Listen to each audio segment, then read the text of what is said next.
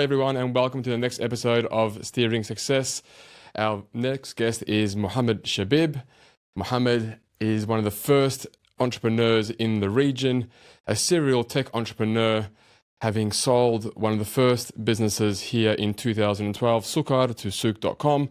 Since then has been having success after success. Mohammed, welcome. Thank you for having me. Great to have you.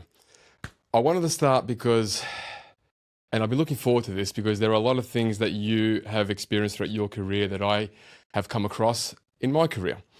One of them in particular has been quite common, and that is a lot of businesses over the last 2 or 3 years are coming to me to try and find senior leaders for their business, whether they're country heads, whether they're GMs, CEOs, and they want them to come from a consulting background. Now, I know you, and I've known you for a very long time. You've spent a hell of a long time in McKinsey before went into the entrepreneur space. Tell us why that is. Why do they go for that path or that sort of profile for those types of roles? Yeah, now I'm going to tell you something that you don't know about me, which is I've been an entrepreneur before going to McKinsey. Okay. So a little bit of story there. I think at the age of 12, I started a small bicycle trading business at home. Back in Germany, where I used to buy used bicycles. Back then, we didn't have a classifieds website. I literally had to buy newspapers. Wow. Find a bicycle, go see it. There were no photos. Buy Wow. it. And I remember my very first bike I bought for 40 Deutschmarks, and I sold it 3 weeks later for 60 Deutschmarks. And I bought 2 bikes.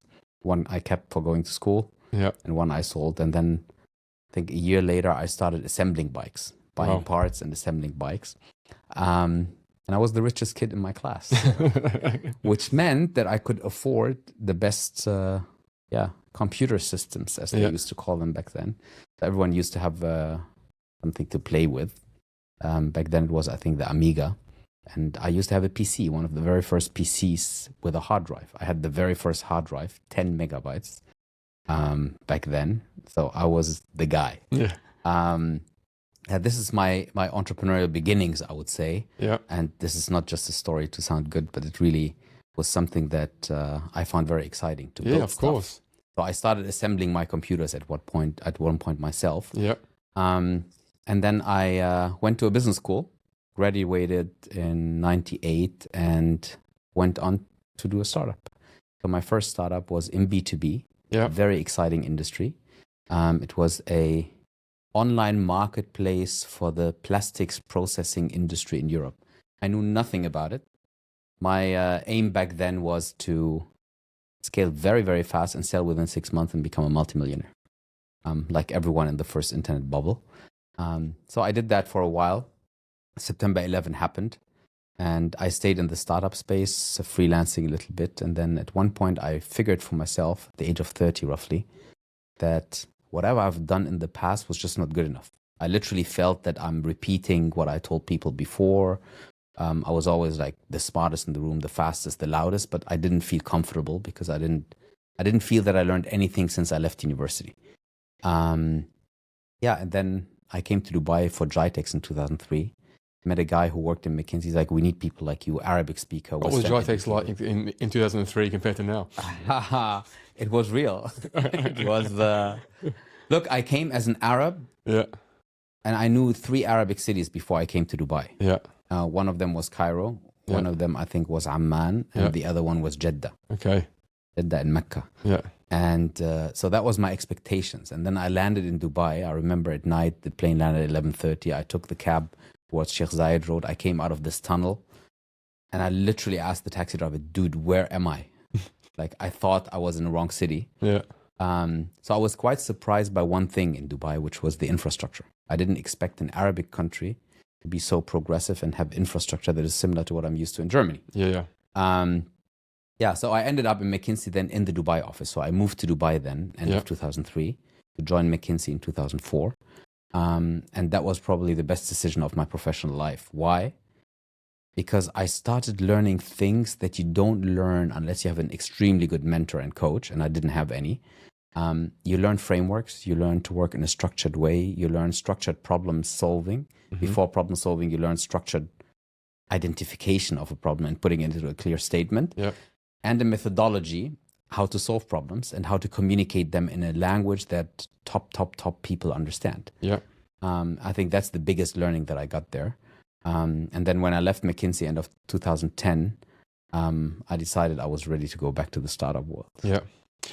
During that time with them, did you have that itch still where you were just thinking about it, whether it was 2006 or 2008, or were you so immersed and consumed with what you were learning in McKinsey that you weren't really thinking about when am I going back to where my actual roots are? I think I was very conscious about me being what they would call an experienced hire. You know, I joined them at the age of 30, not coming straight out of business school. Yeah. And every situation we had with clients, I was thinking like, dude, you don't know what you're talking about. This is slides. But at the end of the day, I also saw the benefit of learning this methodology. I did at McKinsey my very first project for, I think, 3-4 months. And then during my second project, I started talking to investors already. Like I would meet random people on their way. Back then, I remember I met one investor who was on the way from Switzerland, I think, to Hong Kong. Someone introduced us, I met him, and I was ready to leave after half a year. I was like, okay, like it's like I need to do stuff. Yeah. But I literally consciously decided to stay because I felt the value add that it would give me was just tremendous. Like I learned on a daily basis. Everyone in the room was smarter than me. Everyone in the room would teach me something, no matter what level they are within the firm. So, yes, I felt I needed to go back to entrepreneurship because I always have this energy and I was in a box pretty much where I had to perform certain things. But the good thing about consultancy and specifically McKinsey is you can have an entrepreneurial life within the firm if you do it the right way. Okay. Right? It took me a while to understand that and grasp that. But you can actually shape a lot of things. You don't build companies, but you help existing companies to build something sustainable. It's funny you say that because the stigma around consultancies is you're working 16, 18 hours, you're doing slides, you're doing presentations, you're doing a lot of strategy. You're not really, given that leeway to think and sort of be creative on your own. You're just ticking off boxes, right? And working extremely long hours until you're burnt out. So to hear you say that, it's actually quite different to what the perspective is. Look, it depends on yourself as well and your personality. So what I do is like, if I look back on my McKinsey time, I think within 5-6 years, I had an average 55 hours per week. Yeah. This requires you to be able to say no to certain things that you're not convinced of. Most people don't because they're afraid. Yeah. I'm not. So I used to say no. I couldn't picture you being no. Yeah, no, definitely not. So you can create your own environment and you need to choose very early on who you want to work with. Yeah. But this is valid, I think, for any environment you go to. You have the luxury and the privilege to choose who you work with. Yeah. I think this makes a huge difference. So I literally, the first project I was put into, and then starting with the second project, I chose the people I wanted to work with and the type of projects. So my first project was 3-4 months, exactly what you explained, theoretical project, organizational restructuring. So charts where you say, this is the new org structure and how do we get people out and in of boxes? And this is nothing for me. The second project was a large scale transformation program where I said, you know what, I was staffed for 3 months. I ended up 1.5 years with the client. Yeah. And then the next project was 1.5 years with the same client. And then the client asked me to stay beyond McKinsey. And so I was seconded and I was staying there, I think, in total for 3 years. Wow. So I followed through with the project. Yeah. And that's what I'm interested in. I'm not interested in handing over a slide deck of like 300 pages and say goodbye, but like really helping people to implement what we recommend and stand for whatever you recommend. I think that's crucial if you want to be successful. You've built and scaled businesses since moving away from the consultancy space and with huge sort of growth in this region, more than most that I've seen in my time, and I've been here for 9 years. What are the secrets or what are the lessons that you've learned that make this region unique to doing that? And what advice would you give people? Now, there's a couple of questions in this one question. Yeah. You're sneaking it in. Yeah, I am. Okay, so maybe let me start by like, what is the biggest learning? The biggest learning that I had during that journey is that if I don't continue to learn, it's not going to work. Yeah.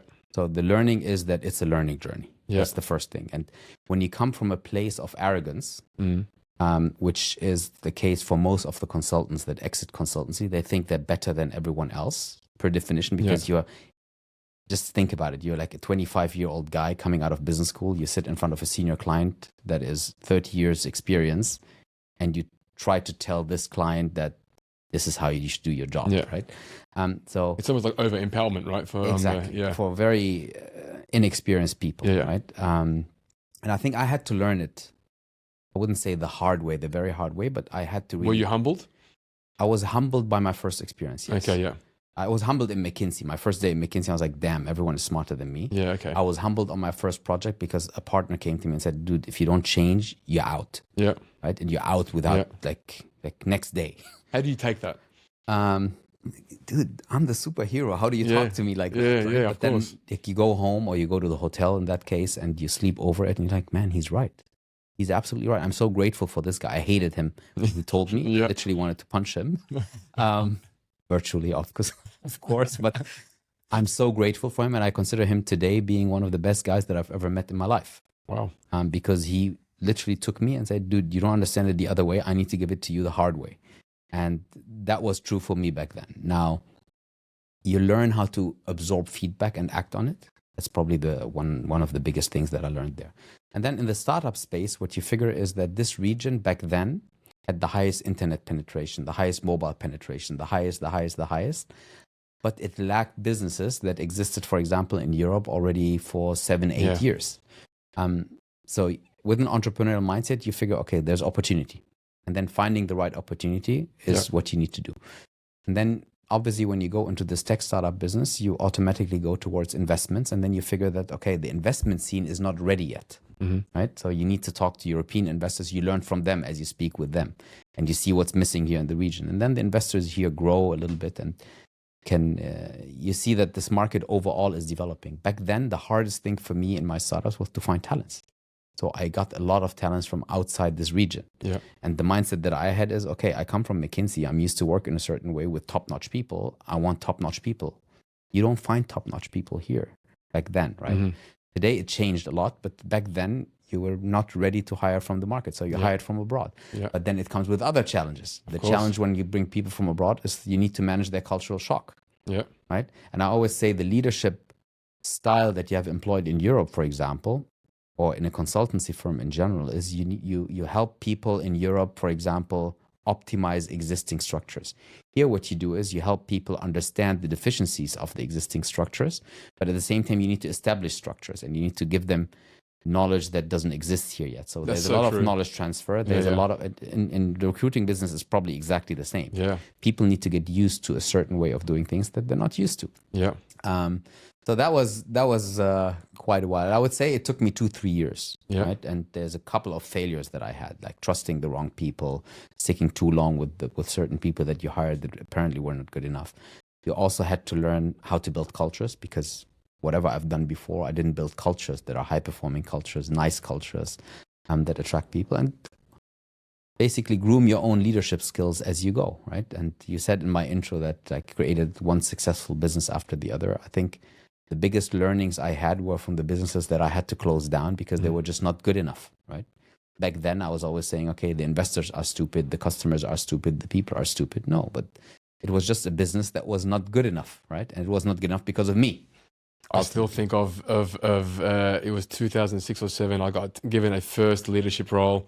I was nowhere near ready for it, but I was the highest performer in the business. I was the 2IC to the manager. He was walked out for gross misconduct, and I was left holding the bag, thinking I'll step in. They gave me like an interim role for 3 months. I passed that sort of probation, and then it became permanent. And this was probably 6 or 7 months before the GFC. So the office shut down. And all the team, 10, 12 people in the office. I was a state manager with 5 years experience in recruitment. Nowhere near ready. And not because of the skill set, not because I didn't understand what the team had to do or whether I could communicate it. I had no corporate maturity. So I couldn't handle anything outside of the day-to-day of the recruitment side. So the biggest failure in that from shutting it down was I need to learn more of the business operations. I need to learn more about away from the desk of just calling candidates and calling clients and generating revenue. There's more to running the business than just generating revenue. I need to be able to manage the people side, and I need to manage above to the founders of the business and find out what they're looking for and communicate to them in a correct manner. So all these things were like huge learnings for me as well. So hearing you say that is just, confirming that. Yeah. And I never thought I would say this sentence in my life, but I need to say it now. Gray hair and mileage plays a role. It literally does, right? Even if it's in the beard? Yeah. Yeah, I mean, you have something left in the beard. No, but it really is. Like over the years, everything had its purpose. Yeah. Everything makes you, every station that you've been in your career actually contributes to the next level that you're trying to achieve. If you're not totally dumb and you don't learn from your mistakes or from your achievements. But again, success comes from failure. Yeah, right? 100%. People need to appreciate that success comes from failure. And you can't have success as a person if you don't have an ecosystem of people backing you and pushing you and developing you. And if you care for the people, they care for you and they push you further and push your business further. I think that's also one of the biggest learnings that I had. Yeah. And I had to learn it. I'm not the center of gravity. For the people that work for you usually are. You come to the office, they look at you. If you stumble while walking to the office, they think something is wrong. Yeah. You're out of cash or whatever. Yeah. If you have a face that is bad because you hit yourself somewhere, they think the business is shutting down. Yes, you are the center of gravity for people, but at the end of the day, as a good leader, you need to understand that you cannot be successful if your team is not successful. Very simple. I'm going to come back to that, okay? Because there's a lot of stuff that I've been putting out over the last probably 6 months about the human side in business, okay? But I do want to just stick with the startup ecosystem as well, because you've been heavily entrenched in it for a very long time, more than most. What are the biggest changes that you've seen, in those sort of 10, 12 years that you went back into that ecosystem that you've seen in this region, the growth that you've seen in the region, and what can you see happening, say, the next, not 10 years, but say the next 5 years? Look, I think the massive change that I see right now is there are three things, right? And there are three things is something you learn in McKinsey. There's always three things, right? So there are three things. Number one is there is much, much, much more capital ready to be deployed. There has always been capital, but now there's much, much more capital ready to be deployed. That's number one. Number two, and that's thanks to the greatness of the politicians in Europe and Australia and the US, a lot of amazing talents are coming to this region because they're screwing up over there. So everyone sees potential here now because the leadership, any country you take here, is a leadership that is, and I'm not evaluating them, but they take decisions quickly. Yeah. Right? There is a lack of decision-making speed, I think. The velocity of taking decisions and taking the right decisions and tackling the right problems has vanished in Europe, I would say, and to a large degree. If you were to compare, sort of governments from here to abroad, I think the governments here genuinely have an intention to do right by the people who are here. True. Doesn't really come across that way in other parts of the world, which is something that, you can hang your hat on here, living here. Yeah, but part of it is because the structures of the democracies in the West are about being re-elected. Yeah. Right? And when you have a horizon of 4 years, you do the wrong things per definition because you want to keep your position unless you're such a great character. And frankly, if you're a great character, usually you're not in politics. Yeah. And unless you have this great character, you always work for the next 4 years or 5 years or 3 years, whatever it is, the election cycle, right? Whereas here, I mean, I was so surprised when I came here and I read Sheikh Mohammed's vision. We're looking at 10 to 20 year horizons, right? Here they're looking at how does UAE look like in 2071, right? And in Europe, they're looking like, okay, how do I win the election in 2024, right? And in the US, it's the same, right? So I think that's the massive difference here, that people here in responsible positions, that's not only the ultimate leadership here, but it's also a lot of the leaderships of corporates, a lot of leaderships of authorities that run certain spectrums of the economy, they always care about how do I make sure I'm the best of the best. I want to learn from the best worldwide. I want to implement it here. In the next 20 years, we have a country that actually flourishes. Right?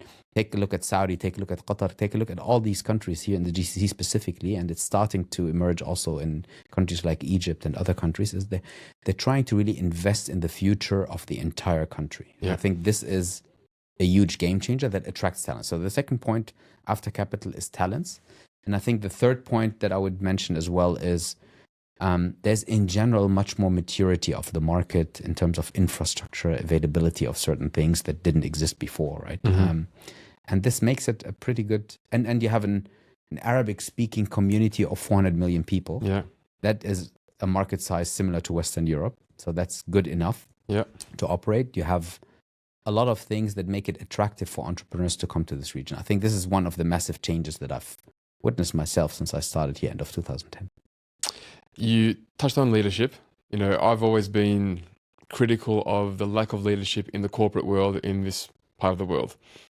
I don't believe there's enough sort of development or training on that. Mm-hmm. I challenge anyone who believes that it's a skill that can't be taught, because I think it can, just like EQ can also be taught. I challenge anyone who believes that good leaders are the ones that are the highest performers in businesses.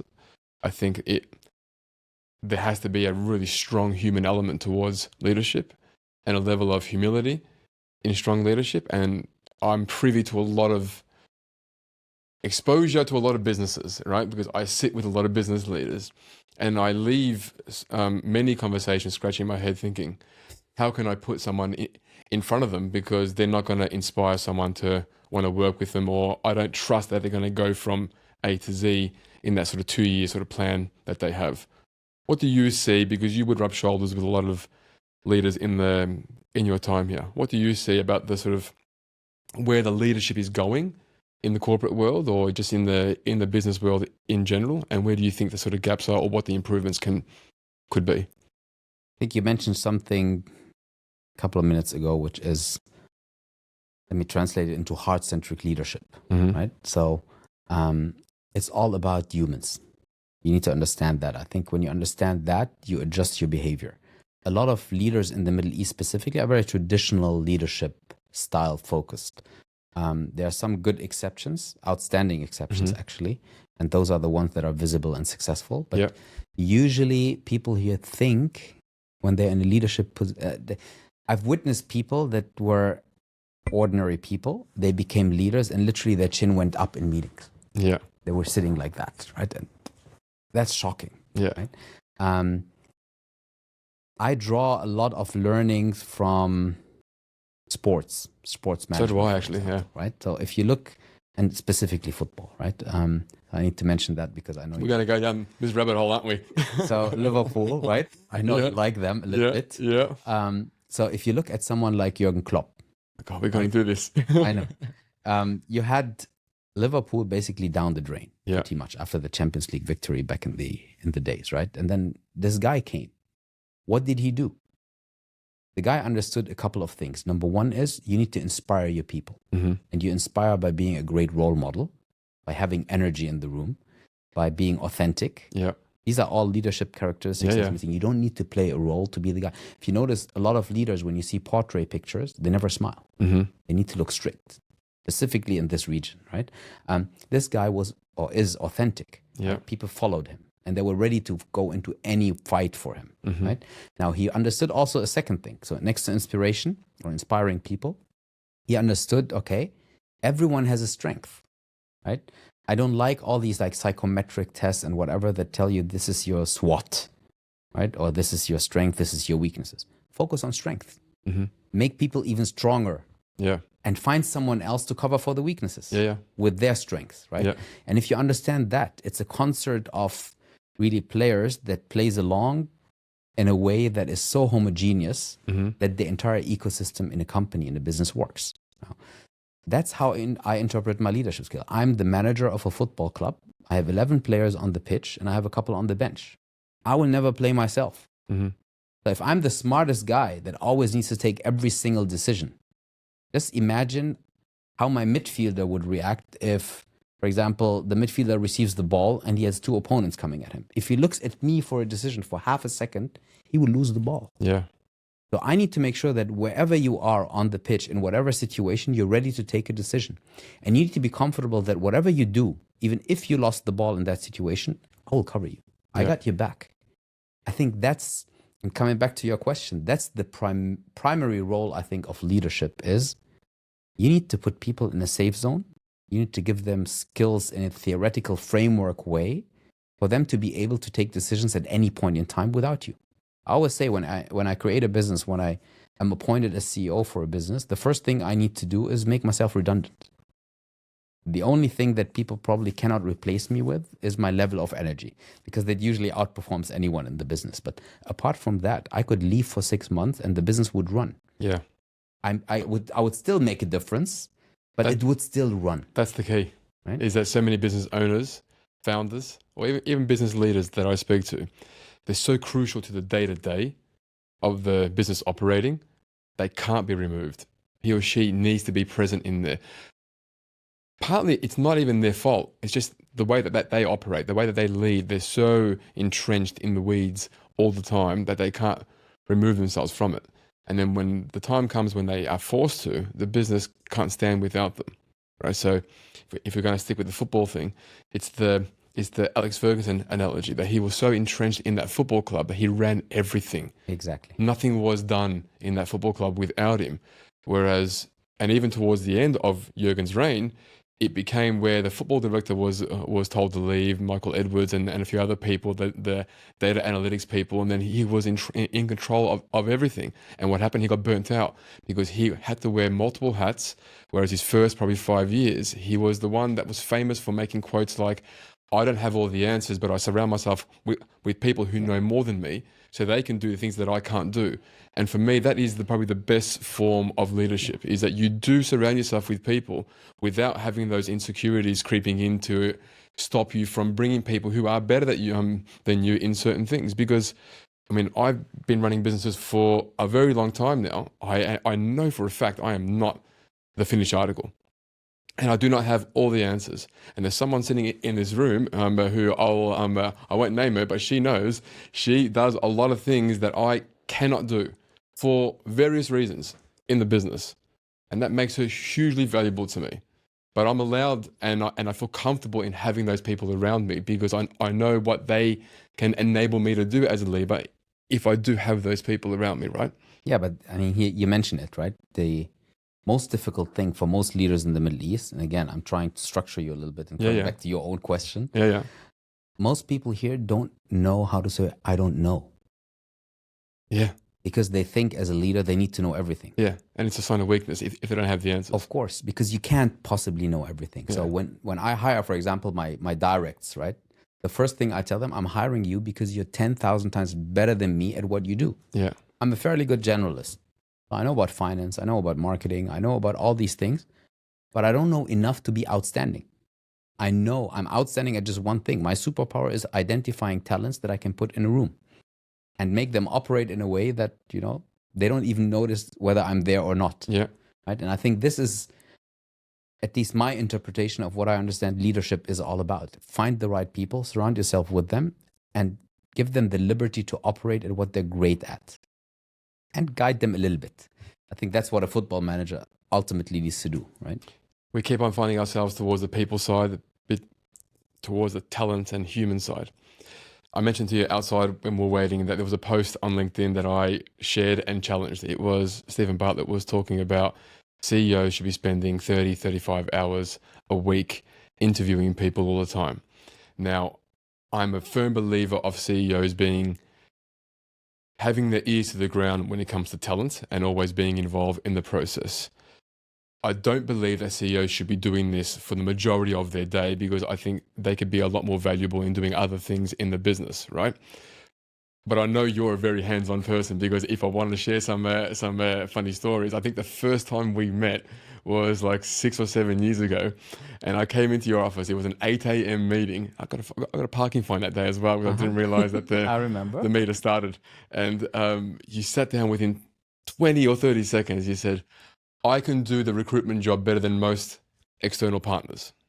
Yep. And I was thinking to myself, why am I here? Why am I here trying to convince this guy? But I get it because I know what you had scaled up until that time that you and I had met, right? So I know that you were entrenched in that part, in finding all the right people because you built it from the ground up. So I'm keen to know your thoughts on that Stephen Bartlett comment.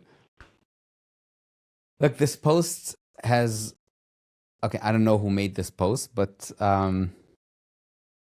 I think first of all, this is a controversial post that will get reaction, engagement. That's probably the reason why it was made in this exaggerated way. Well, I had a nibble. Yeah. So that's number one. Number two, there is, I think what's really valid to say is, especially in the tech startup space or anything that is a young organization, you need to be very, very close to the culture building aspect of your business.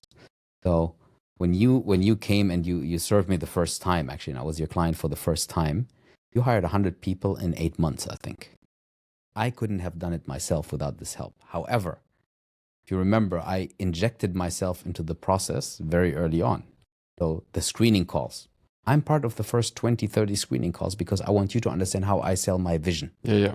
I want you to understand how the culture will look like that I'm intending to build. I remember that, et cetera, et cetera. So you need to involve yourself if you really care about people. Now, it works the other way. I know a lot of startup founders that don't give a damn. And they would build a business. It would be financially successful and everything. It's sold usually, and et cetera, et cetera. Every time you interview people from these companies, they tell you, I want to leave. The culture is toxic, right? But it works because there is certain dependency on income, because there is certain things that actually make it work. Right? Yep. Now, do I spend 30 hours a day recruiting? No. Now, even when I don't have a startup still, I spend probably 3 to 4 hours on LinkedIn, mostly in the nighttime, where I find people that seem interesting. Yep. I choose to speak probably, even when I don't have roles to fill, on average to 5-6 people per week. That's interesting. Save them in my head. Yeah. And it's always casual. My interviews are always very casual because I want to get to know the personality. Again, heart-centric leadership means I want to understand who sits next to me, not what capabilities sit next to me. Capabilities can be replaced, people not, right? So what I do is I get to know people, random people, and sometimes it results in 5 months later, man, I met this girl, I met this guy. Yeah. I think that's a fit. Yeah. Sometimes it results in, I met this person with a certain career that ends up working with me in a totally different space. Someone that worked in HR that all of a sudden becomes a product guy. Yeah. Right? So this happens, but it happens only because you have this perspective that the most important thing is the team dynamics and the team structure. You have people with the right mindset, the right will, and they're lacking certain skills. You can compensate for that over time. Yeah. Through coaching, through training, through whatever. And yeah, I wouldn't say it's 30 hours a week, but I would say I'm the first chief people officer of any company I built. Yeah. Right? The head of people and culture is one of my first direct reports hires. Why? Because when I build something, I really care about the culture 2 years from now, because it needs to outlive me. Yeah. Right. So you need to get the right people that are custodians of this culture. And this starts with getting the right people into the company. So it's the most important thing a CEO should do, next to inspiring and creating vision, is to get the right team in place and make sure that the team functions and be close to the team. I love that. I've always said that you'd be an amazing executive search headhunter on the side if you were to do offer? it. It's a potential sort of job offer just for the for you. But we've obviously announced our business as an acquisition. We've been bought out by somebody else. We're now called Alnas Advisory, which is very exciting. And we have 2 arms to the business. One is obviously recruitment, which you know how I operate in that space. The other part is the people and culture, HR advisory piece. And this is growing legs right now because there are a lot of businesses out there, whether they're founders in early stage startups or whether they're multinationals, are really trying to get this piece right because, and it's pleasing to see that because rather than I'm spending so much time in trying to find talent to replace the people who are losing, how about try and keep the people that you spend so much time trying to bring into your business and on board and lock them in and so forth, right? So less turnover and then less stress in trying to go to market in that competitive landscape to try and find people, which creates an opportunity for people like myself and my business partner and my team to go into organizations and try and offer that as an advisory service, right? You mentioned your one of your most crucial hires is the director of people and culture or the head of people and culture. What are the key elements of building a culture when you're there with that person, with your senior leaders in a business? What are the things that you identify to say, this is what we want to stand for, that you think is sustainable enough to hold the test of time? That's a pretty interesting question. And I think there's no straightforward answer.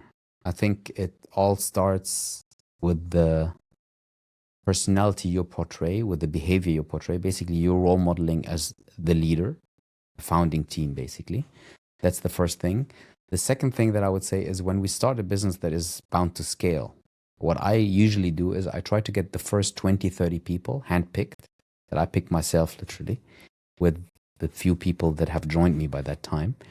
And then what we do is we try to get out of the day-to-day, and we do what I call a values workshop. Okay. And I don't contribute too much to this value workshop.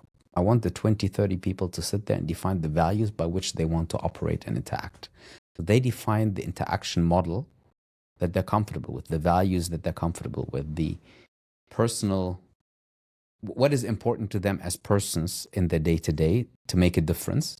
And then they come up, they write it down. We come up with a mission, vision statement, which they come up with at the end of the day. The funny part is, though, before this workshop, I would write down what I like. Mm-hmm.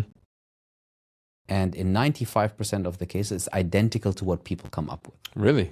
Now, you could say this is because I hired them. Yeah, because you hire the like-minded people, right? But even when I was a consultant, like, and I would run these workshops for the top 200 of a large telco in the region, for example, right? They would come up with very similar results. Okay. Problem is that most companies put these values on the walls, but they don't live by them. Mm-hmm. And when I say they don't live by them, is the leaders don't live by them. Yeah, 100%. You put respect on the wall and then you shout at one of your employees. This doesn't work. Right? Yeah. So, and you see it probably quite often. Most people put on these values integrity. You can call it honesty, integrity, whatever you want to call it. Yeah. Most people put respect. Mm-hmm. Most people put something alongside or somewhere, something that is related to high performance and excellence, right? And a lot of people put team, collaboration, team, and together we're stronger than the individual pieces. You name it, right? Almost everyone does this. Yeah. And yet I see that in most cases, it's not operationalized. Right? I'm laughing because one of the ones that I work with for the larger corporates, biggest company in Australia, they had, one of their values was inquisitive. But then whenever I asked a question, I was ridiculed. Shut down. Why are you fishing around? Why are you trying to extract more information? I said, it's on the wall. Like, exactly. You want this inquisitive nature. You want us to be able to ask questions to find out more information. Yet whenever I ask a question, you're almost contradicting that value that is plastered on the wall in a frame. So I get your point. And what happens then?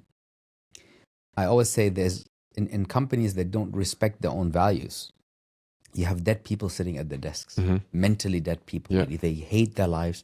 They have difficulties waking up in the morning. They come to their job. They're very often either passive aggressive or completely silent. Yeah. Right. And this is not a culture that any human being wants to work in. Right.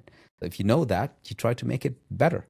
Right. And again, football. Right. If you remember, and I know you don't like it, but I'm a Bayern Munich fan. But you remember when Bayern played in this COVID finals against Barcelona. Barcelona had, I think, 5 of the top 10 world's best players in their squad, including Messi. And they got really destroyed by Bayern Munich back then, simply for one reason. They had a nicer team culture. Mm-hmm. I wouldn't say they were technically better or tactics was better or whatever. They had people that enjoyed working for the other, for the colleague. Yeah. And the others were like, okay, and this guy is like not passing. And you could literally see it on screen. They were not happy with each other. Yeah. And so it's very important that you have this ecosystem of values and the right personalities to carry them on day one of the pretty much day one on the business, right? Yeah. So if I look at, I would say the thing that I'm most proud of, the tech business I'm most proud of in the last 15 years here, it's Al Musafir, what we created, the travel business. Yeah, of course. It's still pretty much the same leadership team running it, and it's still the same culture that has been created by the few people in the beginning. Why? Because we made sure that this works. We have the right people with the right culture. We role modeled a lot. The entire leadership team, it's not primarily driven by me. It's the others that are currently still there. Yeah. I left after 3 years, but the others stayed longer, right? And that is what makes you run at the end of the day. You see that this is something that is sustainable. You can have a leadership structure, a team structure that actually operates in a nice way. People love going to work, and it works. Brilliant. It's successful financially. It's successful on a people scale, and people learn. Yeah. People want to grow at the end of the day. One more on the talent and people side before we move on to another topic. You're one that, even though you are big on the hands-on part of the recruitment side, you're also one that is a huge advocate for outsourcing your your work to partners like myself, right? And you mentioned we've worked together in the past with some really good success, and it was pleasing to work with someone who values the service that we bring to the table. I'm going to put you on the spot here. What advice would you give business leaders or business owners, founders, when it comes to a point where they need to scale, but they still believe partnering with an external partner isn't the way to go? They believe that they should do it themselves or do it through their multiple WhatsApp groups that they have and try and find their engineers and try and find their product people and their marketeers and so forth. What advice would you give them?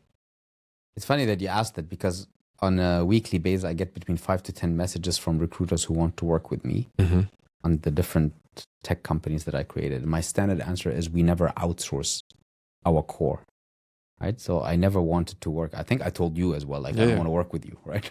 You did. Why? Because I'm better than you. Yeah. Right? And finding talents, attracting talents. Now, having said that, is I would never have worked with you or similar businesses unless I would, like, I could make sure that you work within my vision of how I want to create culture. Yeah. And we ensured that by not outsourcing recruitment now in this specific field, we insource recruitment.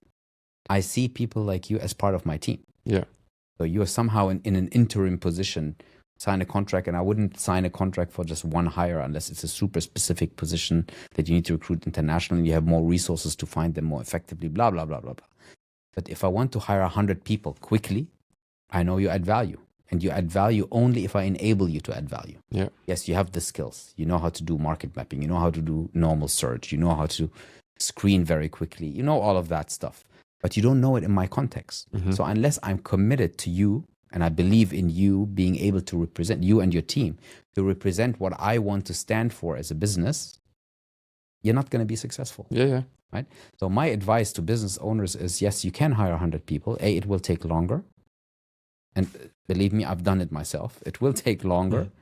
Yeah. It will result in an error rate of hiring the wrong talents for multiple reasons that is much higher than when you have someone that is really a pro in identifying what you truly need. It usually takes a couple of weeks until this is really, it works out exactly the way you want your culture to be. But once it works, it works like a charm. Really, like you get like 30 candidates, you will hire 6 of them every month. Yeah. Right.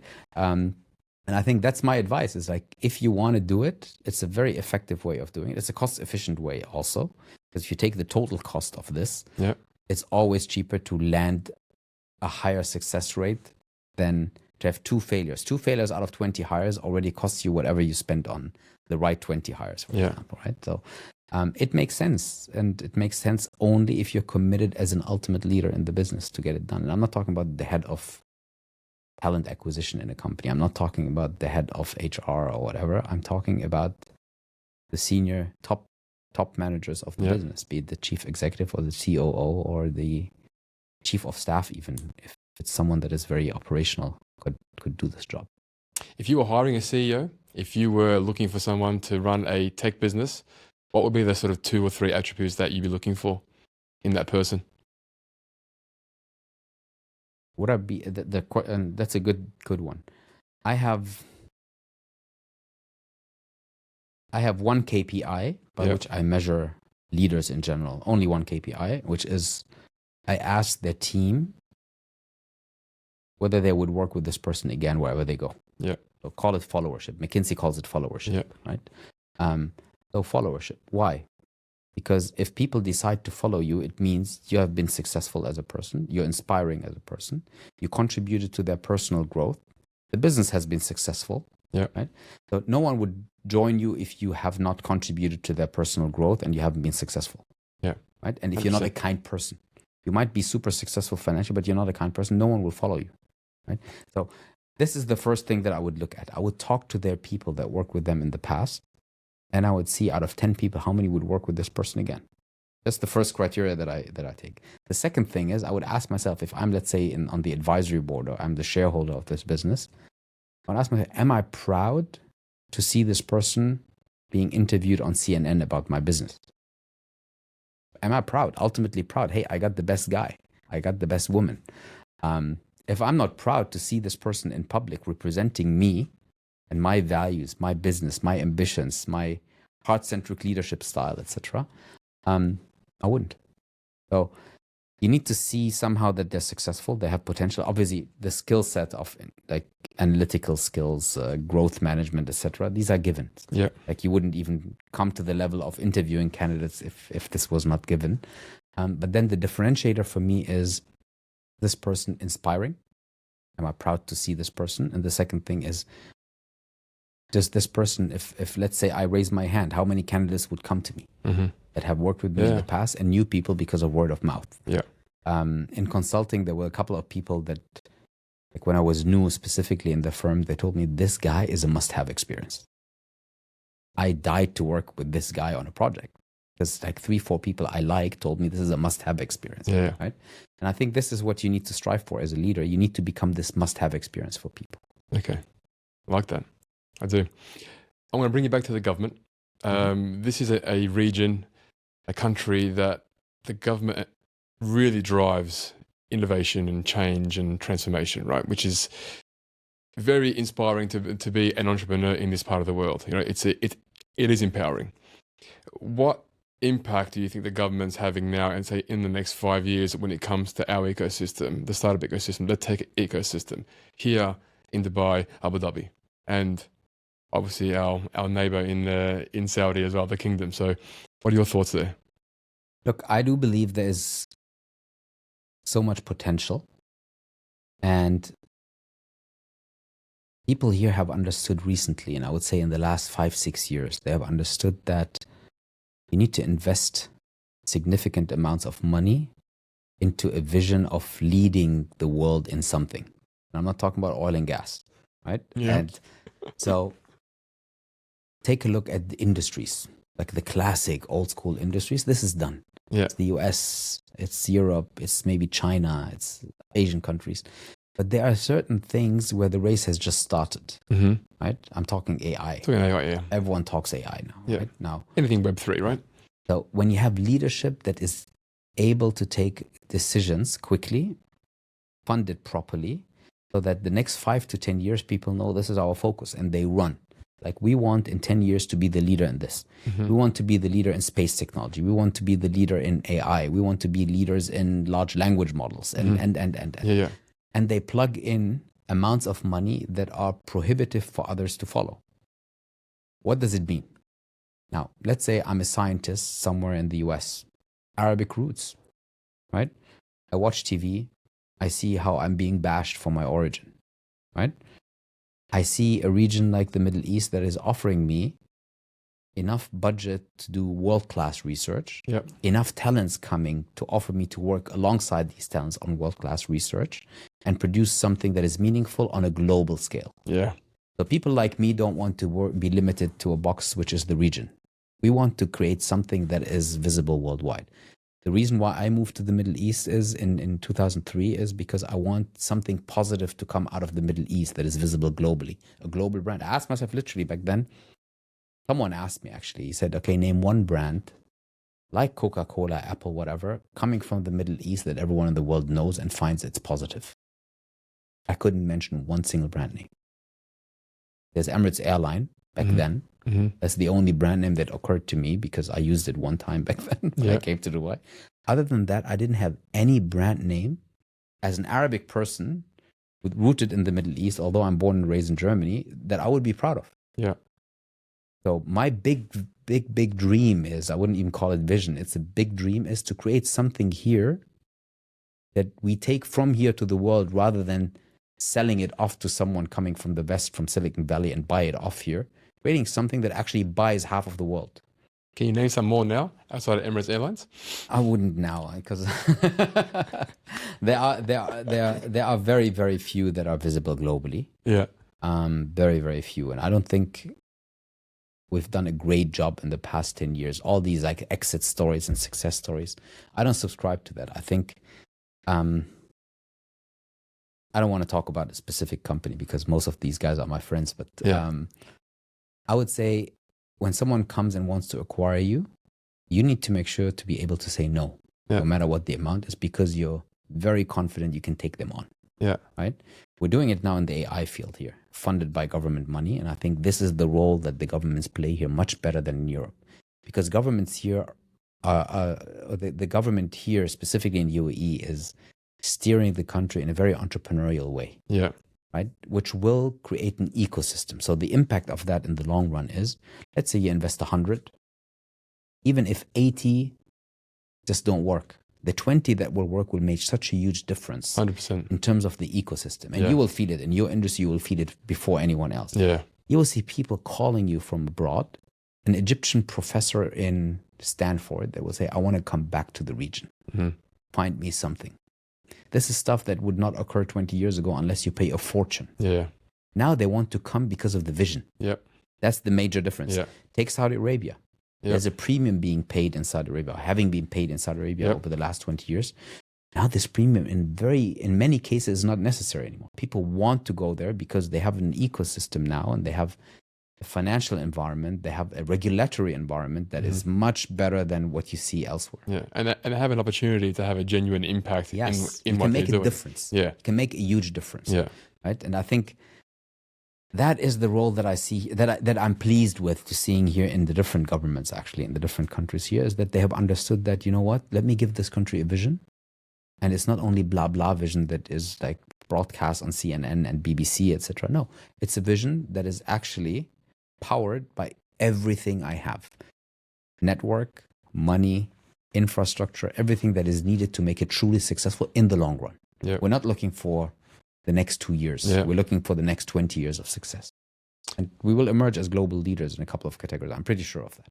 And that is all technology, right? So like, because my last question was going to be around the adoption of technology and innovation in this part of the world.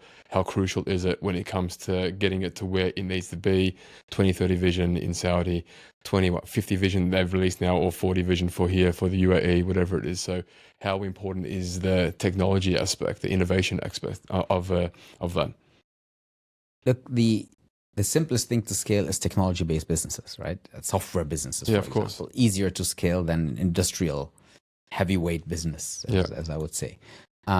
So yes, this is crucial that you go down this path. I think one element that we still need to resolve is, if you ask me today, I would probably deploy $500 million into creating world-class research centers. Yeah. There is one or two. Now people would say universities. I don't think universities is the answer anymore. I think it needs to be a modern way of training and educating young talents. Yeah. Probably AI-based, probably individualized trainings, individualized education. Yeah. I think this is where I would invest next in order to fuel this technology revolution to come out of the Middle East. Yeah, love that. Mohammed, thank you so much. This has been an enjoyable episode.